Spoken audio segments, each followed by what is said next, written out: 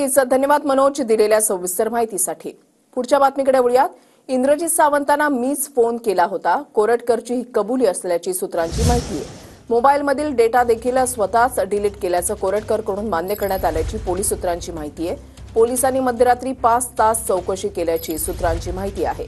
अटक टाळण्यासाठी कोरटकर हैदराबाद मार्गे चेन्नईला जाण्याच्या तयारीत होता, अशी देखील माहिती मिळते। कोरटकरची पोलीस कोठडी उद्या संपणार आहे, तर आज दिवसभर पुन्हा चौकशी केली जाण्याची शक्यता आहे।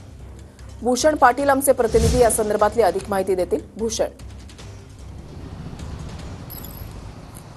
महापुरुषांच्या अवमान प्रकरणी प्रशांत कोरटकरला 3 दिवसाची पोलीस कोठडी कोल्हापूर जिल्हा सत्र न्यायालयानं सुनावलेली आहे आणि त्यानंतर आता या प्रशांत कोरटकरकडे वरिष्ठ पोलीस अधिकाऱ्यांकडून कसून चौकशी आहे ती सुरू केली गेली आहे। मध्यरात्री प्रशांत कोरटकरकडे तब्बल 5 तास कसून चौकशी केली गेली। यामध्ये महत्त्वाची माहिती जी आहे ती समोर आल्याचं सूत्रांकडून कळतं। यामध्ये महत्त्वाचं म्हणजे पहिल्यांदा इंद्रजित सावंत यांना आपण फोन केलाच नव्हता, अशा पद्धतीचा दावा आहे तो प्रशांत कोरटकरने केलेला होता। मात्र पोलीस तपासामध्ये मात्र प्रशांत कोरटकरने आपणच इंद्रजित सावंत यांना फोन केलेला होता अशी कबुली दिल्याची सूत्रांनी माहिती दिलेली आहे। त्याचबरोबर मोबाईलमधला जो डेटा डिलीट झालेला आहे तो देखील आपण स्वतःच डिलीट केल्याचं देखील त्यानं पोलिसांना सांगितल्याचं कळतंय। इतकंच नाही तर हैदराबाद मार्गे तो चेन्नईला देखील पळून जाण्याच्या तयारीमध्ये असल्याची माहिती या सगळ्या एकूणच तपासामध्ये समोर आलेली आहे। त्यामुळे या सगळ्या प्रशांत कोरटकर प्रकरणामध्ये ही सगळ्या महत्त्वाच्या बाबी आहेत असं म्हणावं लागेल। उद्या या प्रशांत कोरटकरची पोलीस कोठडी आहे ती संपणार आहे, त्यामुळे आज दिवसभर सुद्धा प्रशांत कोरटकरकडे